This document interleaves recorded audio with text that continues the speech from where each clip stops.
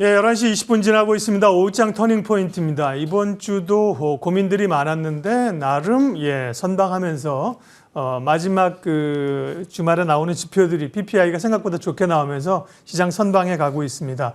오후장 흐름 체크하면서 전략 세울게요. 오늘 터닝포인트 두 분 소개합니다. KM투자파트너스 김성훈 대표님 오셨고요. MTN 차영주 전문위원 함께하겠습니다. 어서 오십시오. 안녕하세요. 네. 자, 바로 내용 보도록 하겠습니다. 우리가 오늘 체크해 봐야 될 터닝포인트. 첫 번째는요. 외국인 벌써 선물을 8천억 가까이 순매도하고 있다. 오늘 지금 7,700억 순매도입니다. 그러면서 외국인이 팔자로 돌아섰나. 네. 왜 이러세요? 하루 팔았다고 그것도 지금 현물도 아니고 선물 판 거 가지고 지금 현물은 지금 역대급으로 외국인들이 사들이는 거잖아요. 그죠? 선물은 그 해치 수준도 있기 때문에 뭐 선물 장중에 파는 걸 가지고 외국인들 돌아서나 이러면 안 되는 거 아닙니까? 김성훈 대표님 말도 잘 안 들어가지고. 네. 맞습니다.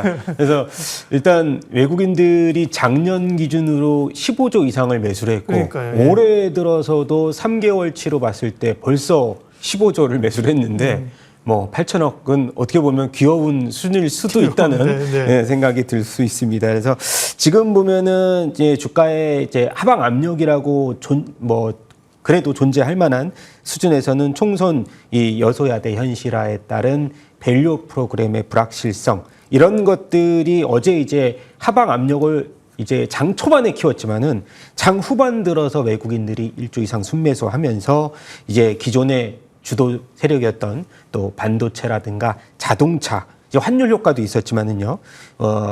추후에 또 말씀드릴 전력기기 관련주들의 강세에 힘입어서 상승 전환에 성공했기 때문에 이런 모습들을 봤을 때 우리나라 시장은 굉장히 또 추가적으로 또 강할 수 있다라는 말씀을 좀 드려보고 싶고요. 그리고 4월 10일까지 수출 이제 데이터가 나왔는데 뭐 YOY 기준으로도 21% 특히 이제 반도체는 5개월 연속 두 자릿수 증가를 기록을 했습니다. 그리고 자동차가 그동안에 소폭 이제 수출 데이터가 좀 부진했다가 8.6% 증가를 하면서 현대기아차가 어제도 상승 흐름을 소폭 보여주는 모습을 보여줬기 때문에 우리가 이제 수출 60%에 달하는 한국의 수출 회복세가 계속해서 장기간 이어짐에 동시에서 이익 모멘텀이 증가되고 있기 때문에 사실 이러한 수준에서는 우려감보다는 긍정적인 흐름이 계속 이어질 수 있다라고 보고요. 또 추가적으로 아까 말씀드렸던 밸류 프로그램이 일단 불확실성이 존재하는 만큼 주가가 조정을 받을 수는 있겠지만 향후 장기적으로 봤을 때는 밸류 프로그램에 대한 긍정적인 정부의 정책은 계속 유지가 또 드라이브가 될 수 있을 거기 때문에 일부 은행주들이 조정 시에는 좀 매수 관점으로 저는 생각이 되고 있는 상황이고요. 또 환율 효과를 누릴 수 있는 수출 쪽, 그다음에 일단 자동차, 그리고 지금 인프라 투자의 수혜를 받고 있는 기계 관련 업종들에 대해서는 향후 긍정적인 전망 유지했으면 좋겠습니다. 네. 물론 그렇긴 해요. 우리가 뉴스를 매일 보니까요. 또 뉴스를 안 볼 수 없잖아요. 그러나 뉴스는 사실은 그날 뉴스는 유효한 생명력이 그날 하루거든요. 그죠? 휘발성이 있기 때문에 뉴스를 보면서 진짜인가? 트렌드는 무엇인가를 파악하는 게 중요하고 뉴스 봐야죠. 네. 차영주 의원님은 어떠세요? 물론 이제 외국인들의 선물 쪽은 조금 매도 포지션 취하는 건 맞긴 해요. 그죠? 이제 해지를 해야 되니까. 그죠? 외국인들의 움직임이나 향후 전망 또 관련된 외국인들이 뭘 사고 있는지 좀 체크해 주십시오. 예, 일단 뭐 옵션 만기일 이후에 외국인들의 선물 매도가 좀 나오고 있는데 저는 뭐 이 부분에 대해서 이제 우려되는 건 그죠. 이제부터 시작일까라는 그 이제 개념인데 저는 오히려 이제부터 시작일까는 뭐 그건 모르죠. 제가 저희 아이들 마음도 모르는데 제가 외국인 마음을 어떻게 알겠습니까? 근데 지금 저는 이 정도는 오히려 좋은 그 매도일 수 있다라고 좀 말씀드릴 수가 있겠습니다. 왜냐하면 시장이 지금 과열권이냐 아니냐라고 봤을 때 시장이 굉장히 강한 상태잖아요. 그래서 일단 뭐 환율이라든지 아니면 뭐 우리가 대외적인 변수 이런 것들 때문에 정리하고 갈 물량을 한번 정리하고 가는 게 좋다. 오히려 지금 외국인들이 지속적으로 매수 때 다음 물들은 이제 사고는 있습니다만 옵션 같은 경우 지속적으로 매수 일변도로 간다라면 오히려 그게 한 방에 터질 수가 있겠죠. 그래서 한번 조정이 좀 나오는 것이 저는 오히려 좋을 수 있다라고 말씀드릴 수가 있겠고 다행스러운 것은 지금 외국인들이 현물에서 매도해서 매수로 돌아섰다라는 점 보면 여전히 외국인들은 긍정적인 우리나라 비율을 볼 수 있겠다라는 거죠.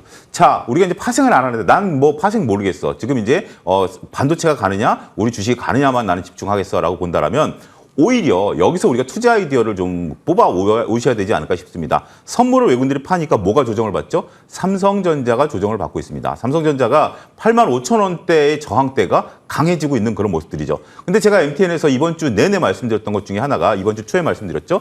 삼성전자와 SK하이닉스 중에 지금 신규 매수로 들어간다라고 본다라면 SK하이닉스가 낫다. 왜냐하면 삼성전자의 9만 전자 레벨이 SK하이닉스의 20만 닉스의 레벨이기 때문에 그걸 말씀드렸고 그게 SK하이닉스가 18만 원대였거든요. 지금 벌써 한 5% 정도 올라왔습니다. 따라서 지금도 저는 늦지 않았다라고 봐요. 오히려 삼성전자는 이제 그 파생의 연결성이 크죠. 물론 이제 반도체에 대한 업황에 대한 기대감도 오히려 지금은 돈을 긁어 모으고 있는 건 SK하이닉스니까 더 밝지만 향후에는 삼성전자도 분명 그 반도체에 대한 업황에 대한 수혜를 받을 겁니다. 하지만 이것은 또 파생과 연계돼 있다라고 본다라면 거기서 자유롭고 현재 지금 그 매출이 늘어나고 있는 SK하이닉스를 오히려 틈새 시장으로 매수할 수 있는 좋은 기회가 될 수 있다라고 좀 말씀드릴 수가 있겠고 지금은 이제 코스피 쪽에 집중하셔야 될 것으로 보여져요. 이제 선물을 매도하면서 코스피가 조금 흔들리고 오늘은 코스닥이 조금 올라오는 모습들을 보이긴 합니다만 워낙 지금 레벨 차이가 나오고 있는 상황이다라고 본다라면 저는 여전히 조금 이런 것들을 겪어내고도 이렇게 강한 코스피 시장의 집중은 여전히 해야 되지 않을까 말씀드릴 수 있겠습니다. 네, 수급상 외국인들의 움직임과 시장 전략을 맞춰서 짜봤어요. 이제 지금 우리가 사실 글로벌 시장이 흔들림에도 우리 시장 강한 거는 믿을 것은 외국인과 반도체 아닙니까, 그죠? 차 의원님 말씀하신 것처럼 외국인들이 정말 파는 쪽으로 돌아서는 것 같다. 그러면 시장은 사실 좀 달리 생각해야 되는 거죠. 아직은 그런 수준은 아니고 사들어오는 국면이라고 보는 게 맞고요. 다음 5장 터닝포인트 두 번째 볼게요. 엔비디아가 그러게요. 900달러를 재돌파했습니다. 반도체에 대한 기대감. 엔비디아가 사실 고점에서 한 10% 넘게 빠지면서요. 그죠? 좀 우려가 있었는데 907달러, 900선 넘어섰고 애플이 어제 또 4% 넘게 올랐고요. 그죠? 다들 이제 빅테크들이 다시 강하게 올라갑니다. 이런 흐름들은 어떻게 이해하면서 국내 대응 전략을 짜야 될지 김성훈 대표님. 네. 그 반도체 관련 테마는 테마가 확산되면서 선순환을 계속해서 이어가고 있는 상황이고요. 이제 지난주까지도 우리가 유리기판 관련주들이 이제 테마의 핵심 주도주로 부각이 됐다면은 뭐 최근 들어서는 이오테크닉스라든가 한미반도체 이제 개별 종목 중심으로 액친냉과 그다음에 마이크론의 HBM 수주 관련 기대감 이렇게 좀 사실 다양하게 포진이 돼 있기 때문에 저희가 앞서서도 이제 우리가 국내 그 공정 중심으로의 선두 글로벌 이제 탑 티어 종목단으로 우리가 반도체의 포트폴리오를 꾸려보자 계속 말씀드렸는데 지금 보면은 엔비디아가 목표가를 우리 일부 투자사 레이몬스에서 1,100달러로 이제 높였습니다. 강력 매수 등급을 유지를 했고요. 그다음에 뭐 오늘 같은 경우도 필라델피아 반도체 지수가 2% 이상 급등했는데 일단 이 한미 반도체 같은 경우가 이제 우리가 그 마이크론의 수주 계약 공시가 있으면서 지금 벌써 15만 원 선까지 이제 주가가 올라온 상황인데 이제 내년 정도의 멀티플을 본다면 지금 가격대에서도 사실 20배 수준 이하까지도 싸질 수 있는 그렇게 계속 수주 물량이 증가된다는 거거든요. 그래서 사실은 부담감이 이제 종목이 단기간에 급등한 상황에서 이격이 벌어지는 그런 부담감은 있지만 어느 정도의 행보 구간에서는 이러한 핵심 주도주들은 저희가 포트폴리오에 중간중간 담고 가야 된다는 말씀 드리고 싶고요.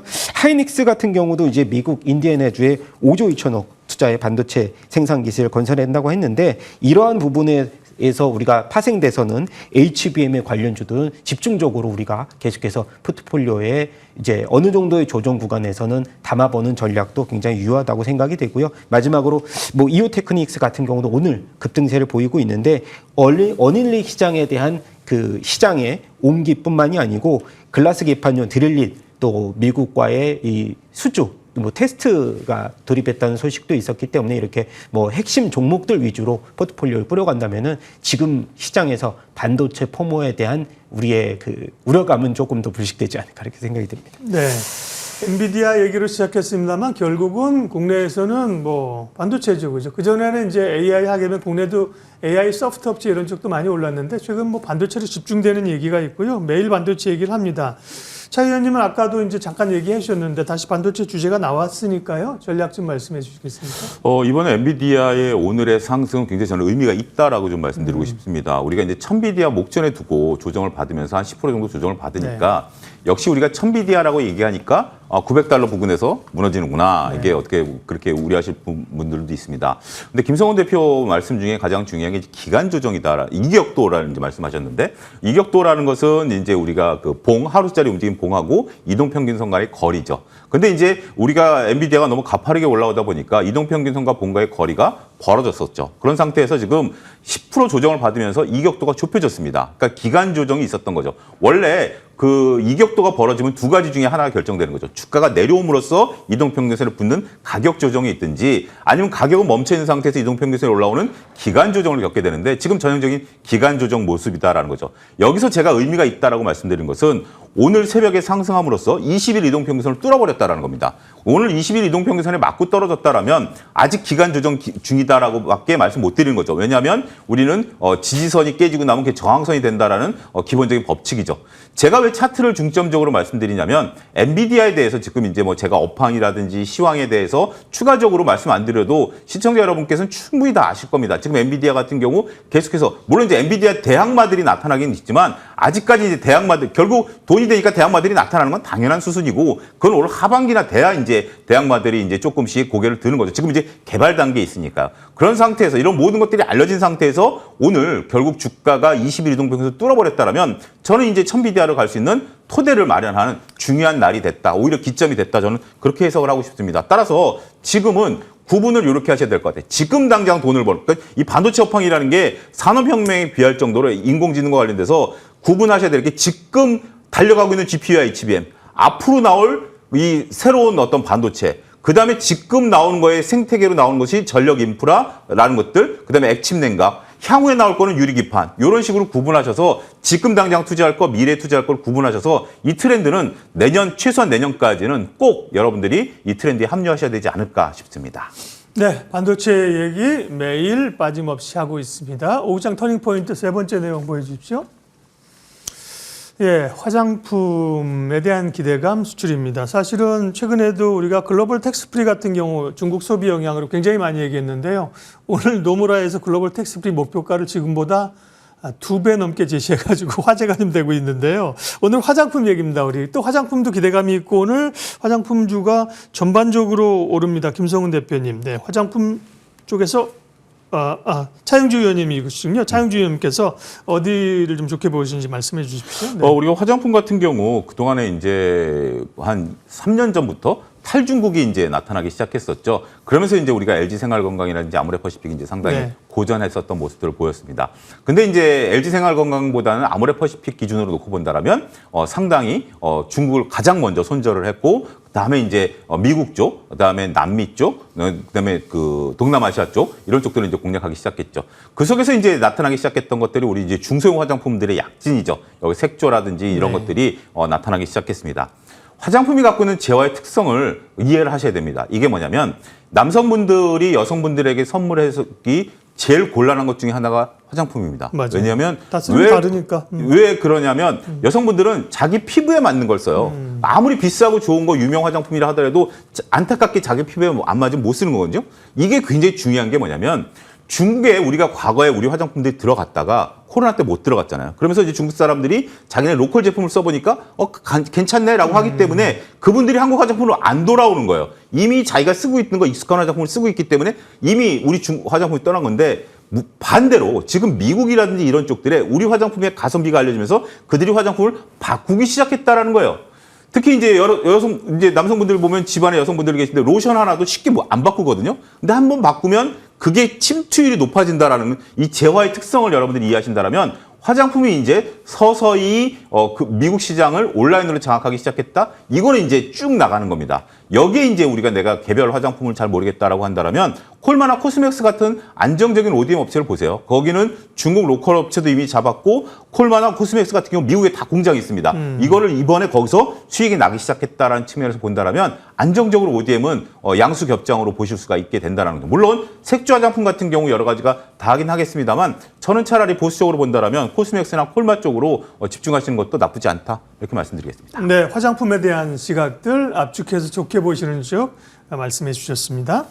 다음은요, 네 번째 터닝 포인트입니다. 예, 구리 가격 연중 최고치.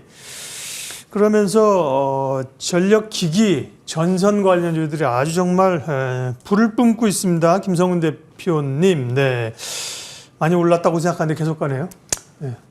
조금 더 갈 수 있다. 저는 그렇게 생각이 네. 되는데 일단은 구리 가격 상승이 최근에는 공급의 조정이었다면 이게 장기적으로 갈 방향성은 수요가 증가가 덧붙여져야 되는데 왜 이제 공급의 조정이 나왔냐면은 중국에서 제련소들이 일단 적자폭을 이제 만회를 하기 위해서 대대적으로 이제 감산을 결정을 했고 남미의 생산 기지도 폐쇄를 작년에 하면서 이게 아까 말씀드렸던 공급의 조정이 있었습니다. 근데 이러한 파급 효과가 구리 가격이 장기적으로 가려면 이 수요의 증가가 돼야 되는데 우리가 경기 회복 국면이 먼저 일어나야 된다는데 지금 보면은 중국이 전 세계 구리 소비의 50%를 차지하기 때문에 최근에 발표된 이 중국 PMI가 그래도 확장 국면으로 돌아섰다는 그렇죠. 예. 점이 굉장히 저는 긍정적이라고 생각합니다. 일단 하지만은 제가 구리의 이 전선 관련주와 이 변압기 관련주를 두 개를 놓고 봤을 때 누구를 선택하겠냐고 하면 변압기 쪽에 손을 조금 더 들어주고 싶은 마음은 있습니다. 이게 뭐냐면 이 변압기 쪽은 우리가 AI 데이터 센터가 뭐 사흘에 한 대씩 계속해서 이제 이 데이터에 대한 수요 쇼티지가 나고 있는 상황에서 본다면은 이제 우리가 앞단에서 HD 현대 일렉트로닉 같은 경우는 오늘 기사에 나온 바와 같이 변압기 수주 잔고가 28년까지 지금 독하고 꽉 차 있습니다. 그래서 영업이익 4천억이 나온다면은 글로벌 피어 그룹이었던 GE 같은 경우가 한 15배 수준인데 아직까지도 저는 변압기 쪽은 장기적으로 좀 싸다라는 의견도 계속 갖고 있다. 15배 수준에서 지금 몰고 있기 때문에 일단 탑픽은 저희가 아까 말씀드렸던 HD 현대 일렉트로닉과 우리가 계양전기도 변압기가 지금 100%거든요. 매출 비중이. 그래서 네. 해외 비중은 80% 이상. 일단 선별적으로 고르자면 장기적인 트렌드 관점으로 본다면은 일단 아까 앞서서 두 종목을 앞 선단에 두고 투자를 하는 것이 맞겠다라는 생각입니다. 전력기기 변압기 요즘 포모입니다, 여기. 그죠? 야, 정말 기운차게 올라가는 섹터인데 여지는 더 있다라고 보셨습니다. 그러니까 이거는 보통 우리가 어떤 테마성으로 가는 게 아니라 어떤 산업의 트렌드로 실적을 뒷받침해서 가잖아요. 그러니까 네. 힘이 있는 거죠. 일정 뭐가 발표한다, 뭐가 특허가 된다 이런 게 아니기 때문에요. 예, 네 가지 주제 봤고요. 오후장 터닝 포인트 마지막은 종목 이야기죠. 예, 오늘 오후장을 포함해서 다음 주 공략해 볼 만한 종목들 김성훈 대표님 말씀해 주세요. 네, 뭐 반도체를 또 한번 말씀을 드려야 될 것 예. 같은데요. 일단 이 삼성에서 평택 4공장 이 공사를 이제 계속해서 이제 그 재개를 하면서 네. 관련된 종목에서 이제 KN솔을 들고 왔습니다. KN솔 같은 경우는 우리가 클린룸 관련주인데요. 이제 최근 들어서 수주 잔고를 보니까 한 5천억 원이 쌓여 있습니다. 그래서 1년 전 2천억보다 한 2배 정도 이상 이제 수주 잔고가 늘어났고요. 예, 관련 그 클린룸 같은 경우는 우리가 공장을 질 때 클린룸을 먼저 짓고 이제 공장을 짓는데 그만큼 이제 반도체 공정에서 굉장히 중요시되는 그 공정이라고 보시면 될 것 같은데 또 KN솔 같은 경우는 서버 발열 관리 관련된 데이터 운영에서도 공기 냉각 방식에서 지금 액칭 냉각으로 그 글로벌 그 스타트업 1위 업체죠. 그 스버머와 이 협력을 통해서 액침 냉각에 따른 이 선별적인 우리가 그 투자를 단행하고 있습니다. 그래서 우리가 그 아까 말씀드렸던 액침 냉각 기술에서 투탑이라고 여겼던 GST와 KN솔이 있는데 GST의 차트보다는 지금 KN솔이 주가가 이제 이평선 위로 올라오면서 다시금 액침 냉각에 관련된 이 저전력 고효율에 관련된 데이터 센터 구축의 최대 수혜주라고 볼 수가 있을 것 같고요. 아마존이 클라우드 컴퓨터 시장에서 우위를 점하기 위해서 향후 15년간 220조, 무려 220조 투자를 단행한다는 소식도 있었고요. 거기에 따라서 가장 관련된 우리 액침 냉각의 그 기술력을 발휘할 수 있는 종목이기 때문에 일단 트레일링 파워 기준으로는 23배 수준인데 앞서서 계속해서 실적 이 영업이익이 계속해서 성장성이 이어지고 있기 때문에 뭐 부담스러운 수준은 아니다 말씀을 드리고 싶고요. 목표가는 3만 원, 손절가 18,000원 제시하도록 하겠습니다. 네, 액침 냉각은 말씀하신 GST 그다음에 클린룸 우리가 신성ENG 이런 기업들 알고 있잖아요. 오늘 K엔솔은 조금 덜 알려진 기업인데 포인트를 잡아주셨고요. 차영주 의원님, 네, 주목해서 봐야 될 다음 주 관심 섹터 뭔가요? 다음 주는 저는 제약바이오를 한번 좀 보셔도 되지 않을까 싶습니다. 그러니까 이번 주 내내 조정을 좀 받았고 어떤 종목들은 어제 그리고 오늘 이제 우리가 뭐 대웅제약이라든지 셀트리온 같은 경우가 이제 조금 강한 흐름들이 좀 이어지고 있습니다. 그래서 어제 바닥을 좀 찍었다라는 좀 인식들이 좀 있는 것 같고요. 결국 우리가 지금 현재 반도체에 집중하고 있고 그다음에 이제 현대차라든지 이제 밸류 프로그램에 이제 집중을 하다 보니까 다소 이제 그 제약바이오가 좀 탄력을 좀 떨어지는 모습들 보이긴 있습니다만 일단 지금 우리가 이제 다음 주에 공략을 한다라고 본다라면 이거 트레이딩 관점에서 본다라면 이제는 한번 조금 움직일 때가 되지 않았는가. 그리고 변동성들이 이제 하면 오히려 대형주 위주로, 그러니까 중소형주 말고요. 대형주 위주로 오늘 삼성전자에서 들어주는 모습들 보면 다음 주에는 제약바이오 쪽들 종목을 한번 노려보시면 되지 않을까. 일단 탑픽은 대웅제약과 한미약품이고요. 그다음에 뭐 삼성바이오로직스 같은 경우도 한번 좀 기대해봐도 되지 않을까 싶습니다. 예, 금요일 오후장 터닝 포인트 여기까지 하겠습니다. KM투자파트너스 김성훈 대표, MTN 차영주 전문위원 함께해 주셨습니다. 수고 많으셨습니다.